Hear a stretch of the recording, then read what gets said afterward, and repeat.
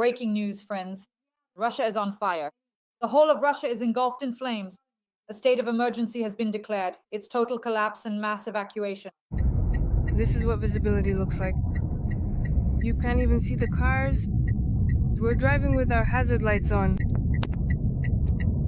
With the headlights on. There's nothing to breathe. We're literally suffocating.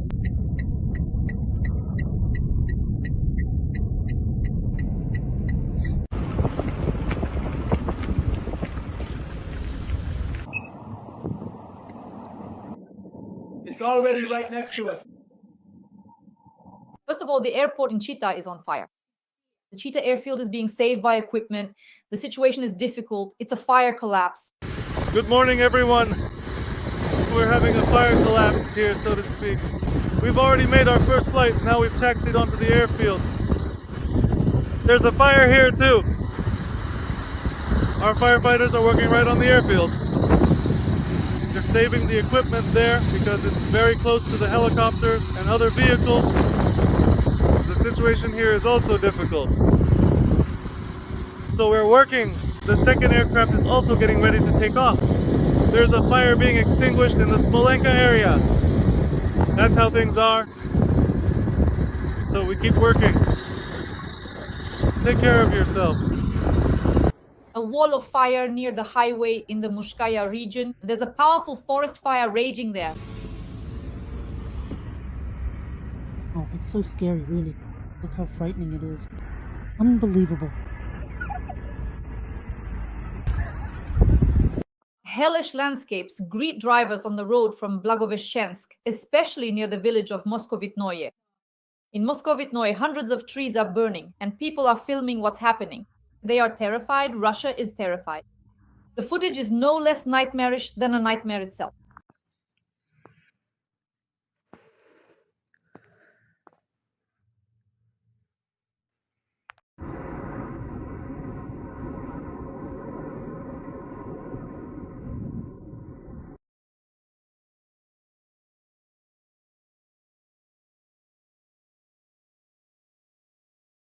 Friends, please like this video, subscribe to my YouTube channel, and let's start this blog. We're waiting for you. We're bringing you to Kucheni Krai, out here in the field. Come visit. The Zabaykalsky Krai is engulfed in powerful fires, homes have been destroyed, people have been evacuated, and a state of emergency has been declared. The fight against large-scale forest fires continues in Zabaykalsky Krai. A state of emergency has been declared there. According to the Ministry of Emergency Situations, there are currently more than 50 fire outbreaks in the region, covering an area of 380,000 hectares.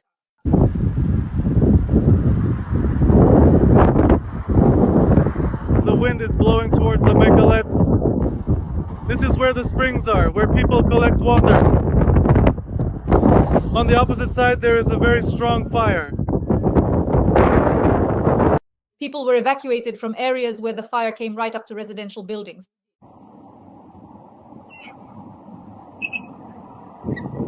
Several thousand people are currently involved in firefighting efforts, including rescuers and about 800 smoke jumpers from other regions.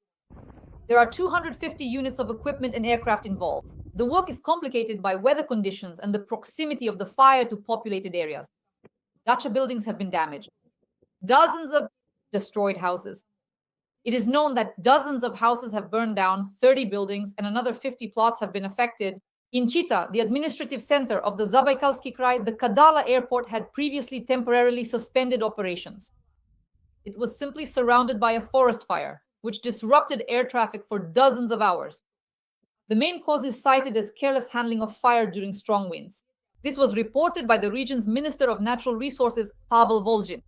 Local pro-Russian Telegram channels report that the fires may be set intentionally.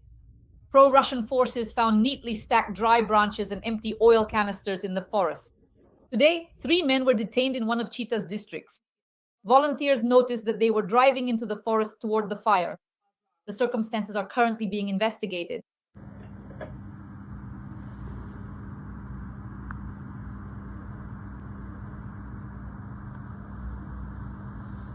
Russians, look at this footage, how Russians are trapped in a fiery cage. In Russia, a cosmodrome and nearby houses could burn to the ground.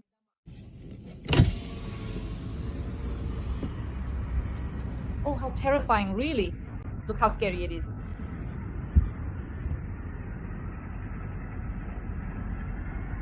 Unbelievable.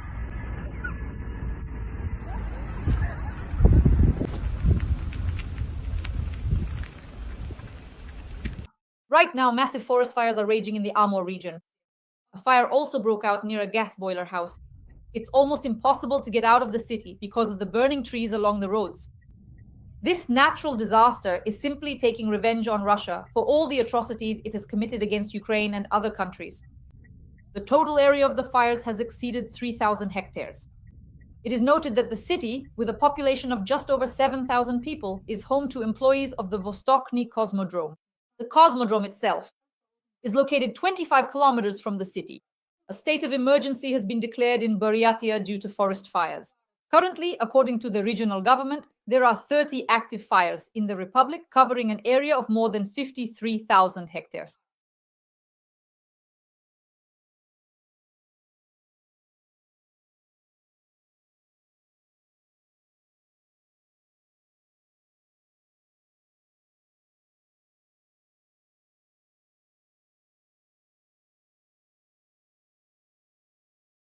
If there aren't large-scale fires in Russia, then it's not really Russia.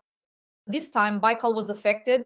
According to the Russian Ministry of Emergency Situations, the fires there have covered an area of more than 576,000 hectares. Spring fires in the Amur region have reached the town of Tsiolkovsky, and right now they are threatening 15 new apartment buildings.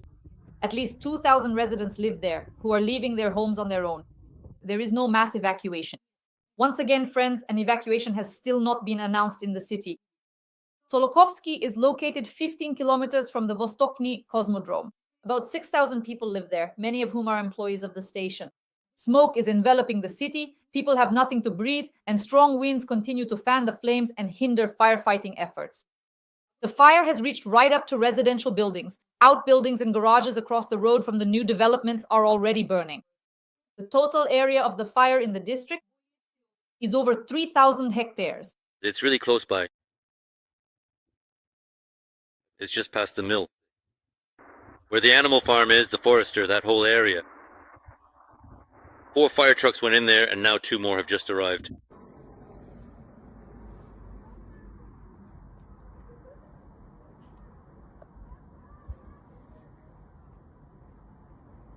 Even if you drop me off in a field, at least I'll be alive rather than flying and burning alive.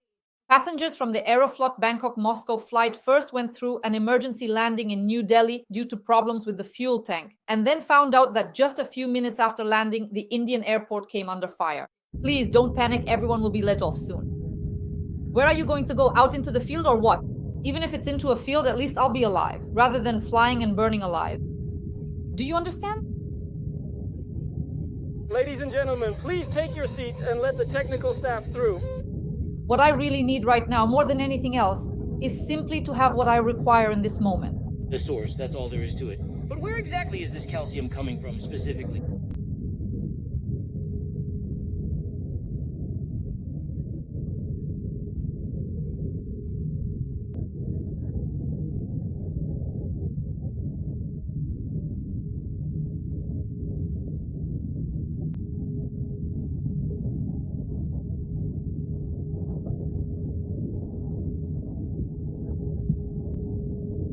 Let's have a drink.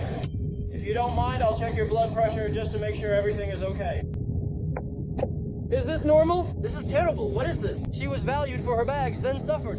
Now I'm heavy too. Is it over? No, there's still a war. War! Is the person in the hospital or what?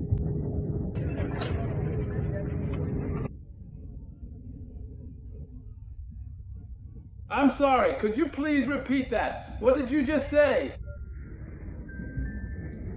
Which one? Which one? All the airports in Russia are shut down. All the planes in Russia are being sent back. All flights have unfortunately been canceled. Now the question is, who will be able to get you back home safely and quickly? The plane entered Russia, but the 9-hour flight had to be interrupted. 4 hours after takeoff, a strong smell of burning plastic appeared in the cabin. The crew was unable to quickly identify the source of the smell. One of the flight attendants came into the cabin with a fire extinguisher. Panic broke out in the cabin. One of the passengers, overwhelmed with emotion, asked for the plane to be landed as soon as possible, even if it was just in a field, anywhere at all. Other passengers tried to remain calm, but it was clear they were struggling to do so. The pilots decided to land the plane at the nearest airport. The aircraft was received in New Delhi. Before landing, the captain dumped fuel. After the plane landed safely, it was inspected by staff at the Indian airport who discovered that in row 27, there had been a short circuit in the multimedia system. But the passengers' misfortunes did not end after this. Immediately after landing, India closed its airspace due to shelling from Pakistan.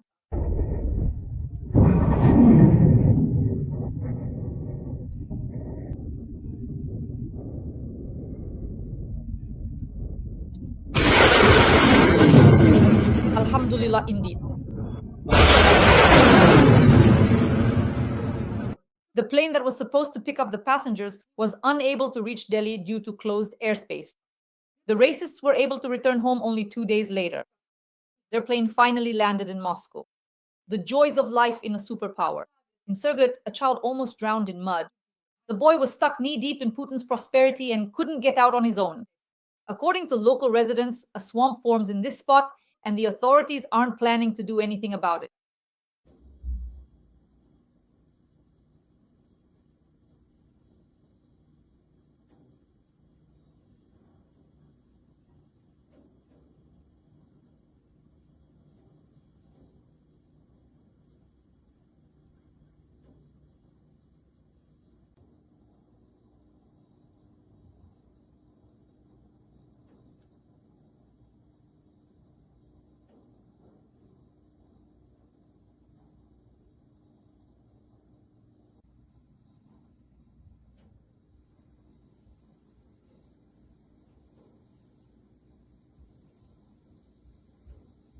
And Gladkov accused the residents of profiting from the shelling.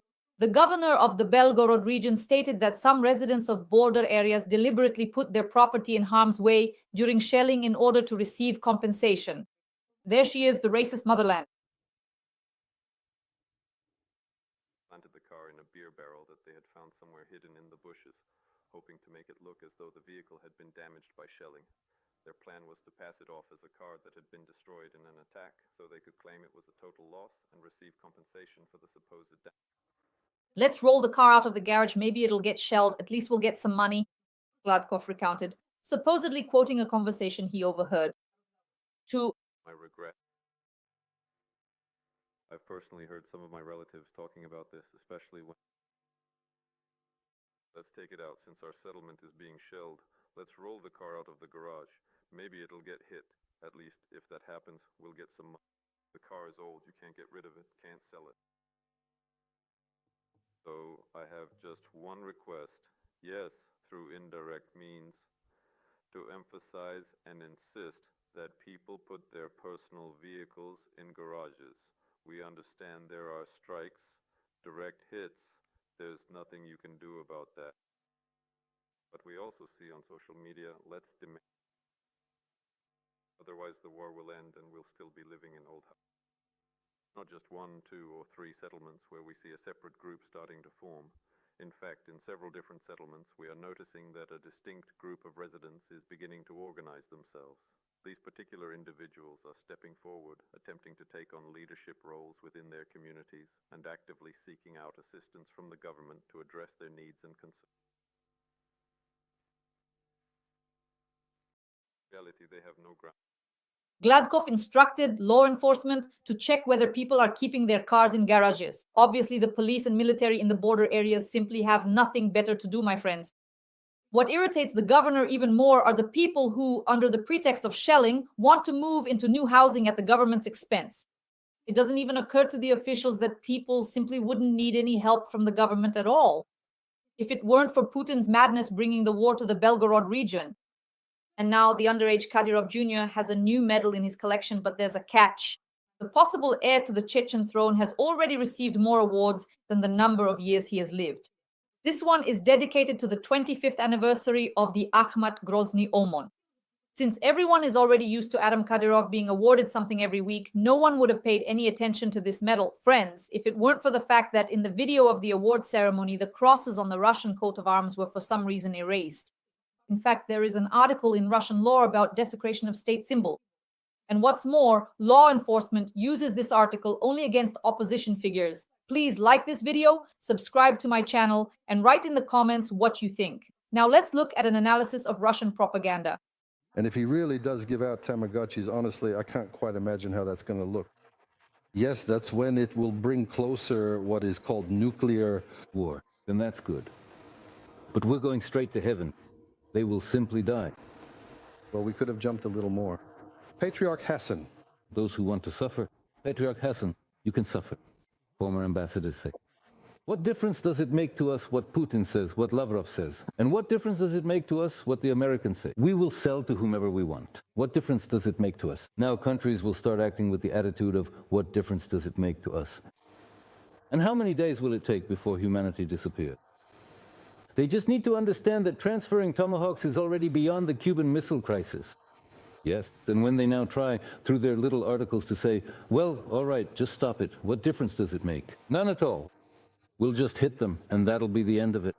By the way, if Britain gets washed away, I think all of humanity will applaud. They'll say, my God, how wonderful. That's the truth, actually. You'll say, how wonderful. But convincing yourself that Magaf doesn't play any role, that there are few of them, that they won't give it to them. There has never been a time when they threw something into the public space, and then it didn't end up on Ukrainian territory. We have never waged wars of conquest. We have always defended ourselves from those who tried to steal something from us. And that's probably why the attitude is so different, such a very different attitude. For them, it's a business connected to making money, gaining influence, strengthening their own system. But for us, it's always about survival. For us, it's always national, about security in its most elevated form. I think Trudeau once said, commenting on the fact that right next to Canada are the giant United States, I don't remember exactly how he put it, but when you have an elephant sleeping next to you, if it turns over just a little, it can crush you, and it won't even realize that it has crushed you. Want these Nazi tendencies to become more noticeable and apparent in your thoughts and actions, allowing them to have a greater influence over the way Ukrainian armed forces act even more brutally, even more ruthlessly than Hitler's killing. Look at the horrific atrocities they commit in the territories, and you want even the thought of this to be present at negotiations for a set. Some territories should still. How exactly? With people, with Russians, or without people, just with rare earth? We don't care how many missiles they plan to send. If they destroy our vital decision-making centers, the hand of death is then automatically and immediately triggered.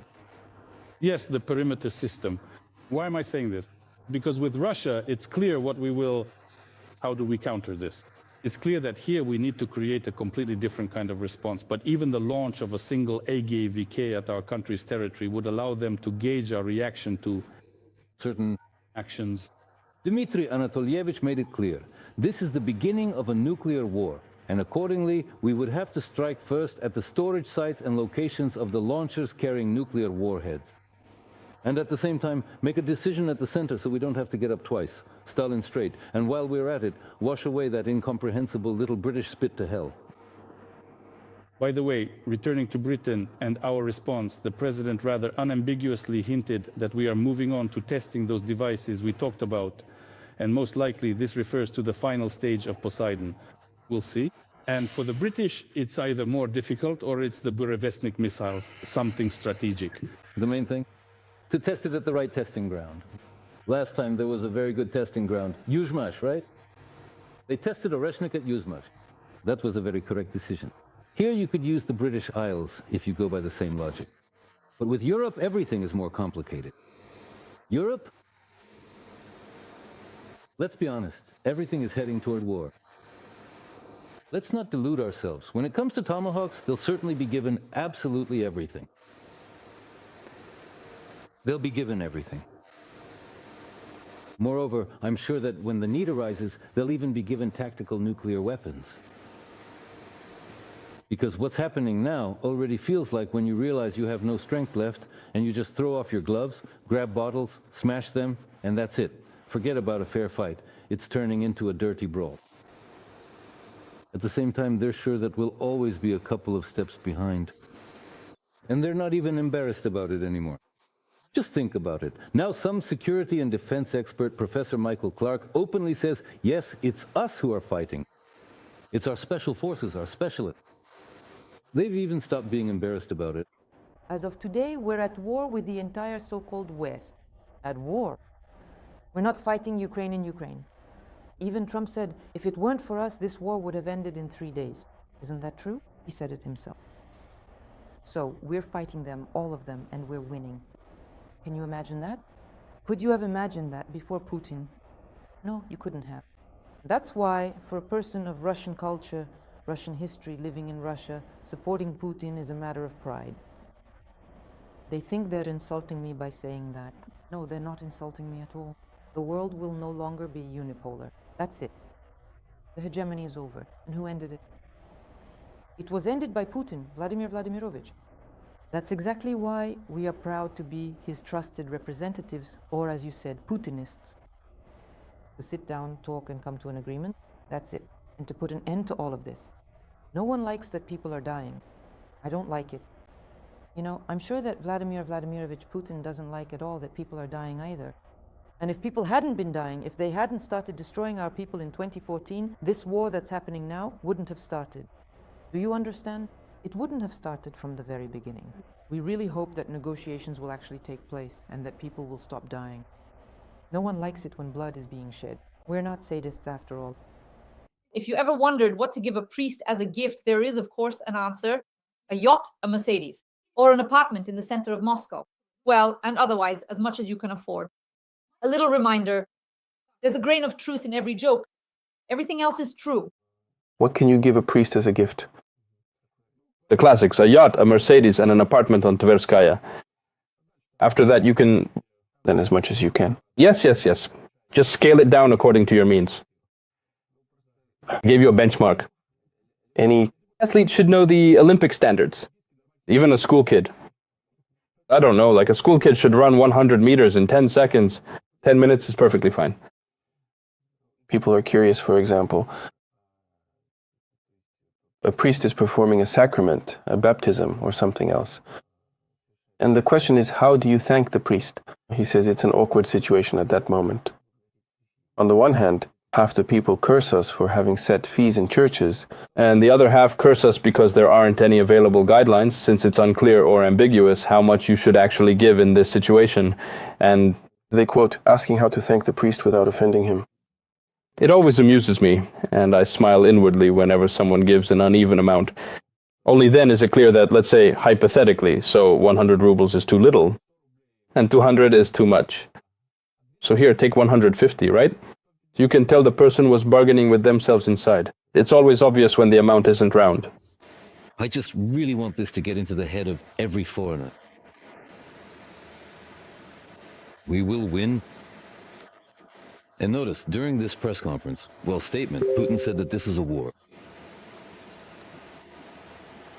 I noticed that too. It was the first time he called it a war. So that it doesn't spread across Ukraine, so that all sorts of scum don't read it, a video started circulating online showing women destroying racist classics. According to them, they managed to destroy 3 bags of racist books. There are 2 more in progress. They all plan to send it to waste paper. Well, episode number 2, what do we have here? Lermontov, Smith, Dostoevsky. What did it write here? Crime and punishment? Crime and punishment. We carry waste paper. Here are the bags. Chekhov. The kind that raised terrorists who will later gouge out our journalists' eyes and cut their tracheas. Tatiana. Pushkin. Alexander Harmatny, as we call him. Smith, you bastard. All of this is Smith. Pushkin. Chekhov. How could we do without Chekhov? Well, where is it? Let's blow up these books. Let's not waste the world's precious time so that this bastard This little bitch doesn't spread it to the world, so it doesn't spread across our Ukraine, so that all sorts of scum don't read them. There are no Chekhovs here. And what's Chekhov doing here? Okay, we already have 3 things, now 2 more. Never got around to it, now we come. Farewell, Dasha, farewell, Parasha. Nobody needs it. It's junk. And even if you burn it, it won't burn, but it's better to hand it in for scrap, let it go to the furnace. Small pile.